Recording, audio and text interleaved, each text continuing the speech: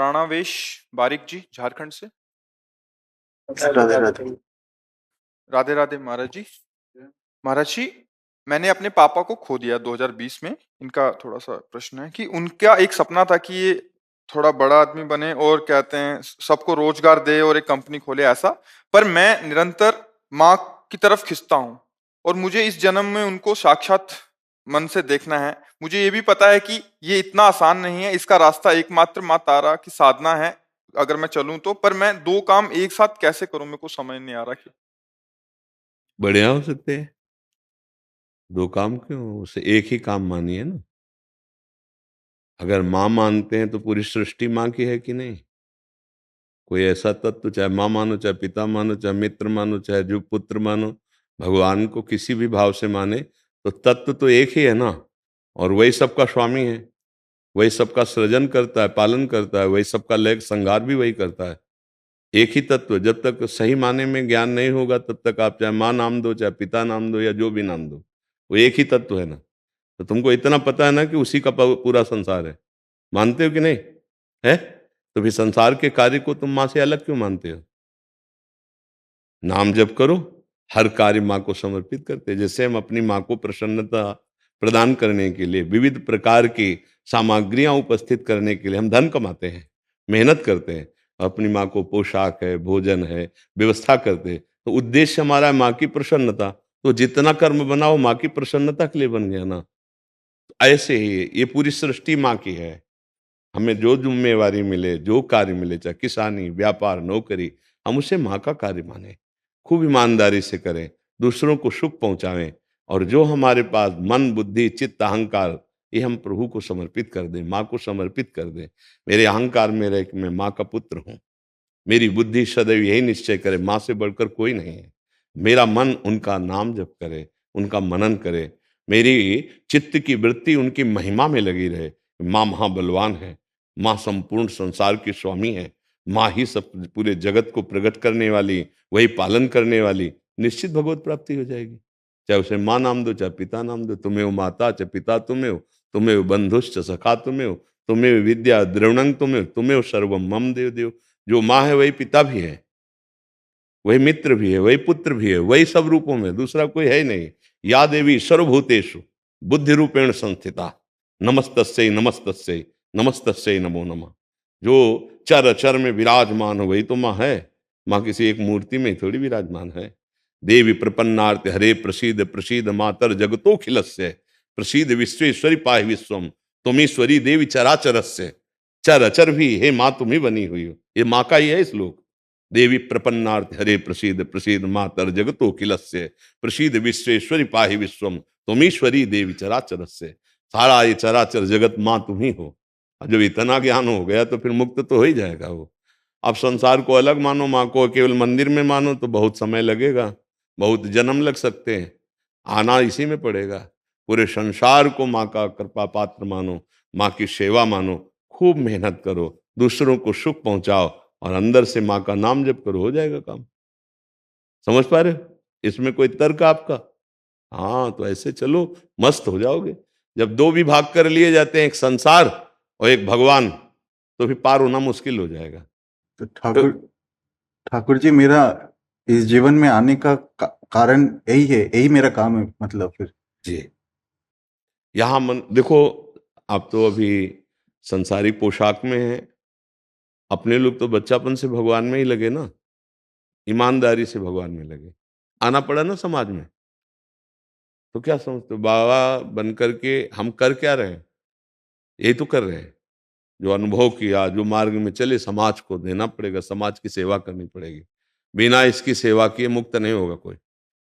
इसका अन्न खाया, इसके वस्त्र पहने, समाज में पैदा हुए, तो इस समाज को दे के जाओ। जो कुछ कमाया है वही आपको करना है।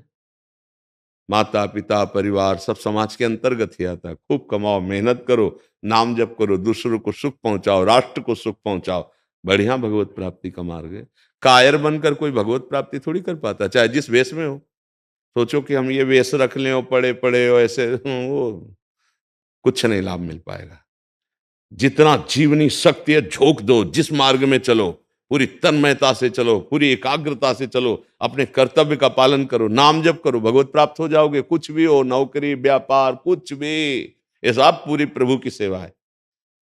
मंदिर में केवल जल चढ़ा दिया और दूसरा प्यासा सामने खड़ा है और आप उसकी तरफ देख भी नहीं रहे, तो आपको मंदिर का जल बेकार हो गया।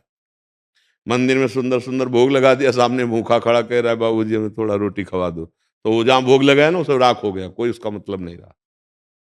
मंदिर में तो हम भाव बनाते हैं, लेकिन उन भावों की पुष्टता इन मंदिरों में होगी। अगर इन मंदिरों में अपने प्रभु को नहीं देख पाए तो मंदिर के प्रभु को कभी देख ही नहीं सकते। और इन मंदिरों में प्रभु को देख लिए तो कुत्ते में भी भगवान प्रकट हो जाएंगे। नामदेव जी ने कुत्ते में भगवान का साक्षात्कार कर लिया। तो हमारे अध्यात्म की बात को समझा जाए, संसार और भगवान दो भेद करके नहीं चला जाता। भगवान ही संसार का ये सेवा स्वरूप हमको दिए हैं। माता पिता की सेवा, परिवार की सेवा, राष्ट्र की सेवा, जो पद मिला है ईमानदारी से अपने कर्तव्य का पालन करना और नाम जप करना, वो महात्मा ही है। हम समझ नहीं पाते हैं। अलग अलग कर्तव्य है। जो हमें माला चलाने से मिलेगा, राष्ट्र सैनिक को गोली चलाने से मिलेगा। जो हमें माला चलाने से मिलेगा, किसान को फावड़ा चलाने से मिलेगा। पर हम जिसका माला चला रहे हैं उसी के लिए फावड़ा चलाओ, उसी के लिए धर्म का अपना भाव रखो कि हमारा धर्म क्या है, हमारा कर्तव्य क्या है, और नाम जप करो। अगर भगवान की प्राप्ति ना हो जाए तो बता ना, निश्चित भगवान की प्राप्ति। भगवान ने यही अर्जुन को कहा, मामुनिस्मर युद्ध चय, मेरा स्मरण करते हुए युद्ध कर देख, परम पद को प्राप्त हो जाएगा। तो बस आपको कोई संशय इस विषय में? हाँ, अच्छे, बहुत बड़े मुश्किल बात है कि कोई भगवान या कुछ भी नाम ले, वो प्राप्त करना चाहता है सत्य को। ये बड़ी कठिन बात है। नहीं, प्रायः संतों के पास जाकर भी हम असत भावना ही पुष्ट करना चाहते हैं कि हमारे ये हो जाए, हमको ये मिल जाए, हमारा ये अध्यात्म या संत समाज इसके लिए नहीं है। संत संग अपवर्ग कर, कामी भव कर पंथ। संतों का संग सिर्फ परम पद प्राप्ति के लिए है। ये जंतुर बंधाना, कलावा बंधाना, ये सब लौकिक बातें हैं। संतों का संग होता है, बड़े भाग पाइप सत्संगा, तो बिना ही प्रयास होई भव भंगा। शुद्ध सत्संग, शुद्ध अध्यात्म चर्चा यदि हमको मिल गई तो हमें नाचना चाहिए कि अब हमारे ऊपर भगवान की विशेष कृपा हो गई। जब इतना बड़ा हमको भगवान ने शरीर दिया, हमें इतना बड़ा संसार कर्तव्य कर्म दिया, अब हमको किसी से आशीर्वाद मांगने की जरूरत नहीं। सच्ची मानना हमारी बात, किसी से तुमको आशीर्वाद मांगने, अपने कर्तव्य का निर्वाह कर दो, तुम महाबलवान हो जाओगे। जो भी कर्तव्य मिला है तुम्हें, अपने कर्तव्य में स्थित हो जाओ। देखो, हर चरित्र हमको यही शिक्षा देता है। श्री रविदास जी का पावन चरित्र है, जिनको रैदास जी कहते हैं। वो अपने कार्य में रत रहते थे, भगवान का नाम जप करते थे। तो उनका जो कठौता का जल था ना, जिससे वो अपना कार्य करते थे, वो बड़े बड़े सिद्धों के होश खराब करने वाला बन गया। नाम जप करते हुए मन चंगा तो कठौती में गंगा ही उनके। हाँ, वो कार्य क्या करते थे? अपने कार्य करते थे। स्थिति कहाँ थी? बहुत बड़े महात्मा थे, बड़े भारी सिद्ध थे। ऐसे चुल्लू से भर के अगर वो जल दे दिया ना, धोवन अपने कार्य का, बड़े बड़े सिद्धों के होश उड़ाने वाला बन गया। वो चिदानंदमय हो गया, वो चिदानंद भाव में हो गया। तो इससे हमें शिक्षा मिलती है कि यदि आप जो कार्य कर रहे हो ईमानदारी से करो और नाम जप करो, भगवान का संपूर्ण सृष्टि का कार्य, तो आपको भगवत प्राप्ति करा देगा। और अगर ये समझो कि केवल माला चलाना भगवत प्राप्ति का और ये नहीं है, तो फिर अधूरापन रहेगा और आप वहां भी परिपक्व नहीं हो पाएंगे। इसलिए बहुत अच्छा है, नवीन अवस्था है, धर्म से चलो, अधर्म आचरण न होने पावे, और नाम जप करो, खूब सेवा करो। शरीर सेवा के लिए मिला है, खूब कर्तव्य कर्म में लगाओ। इसको कभी कायर नहीं बनाना चाहिए।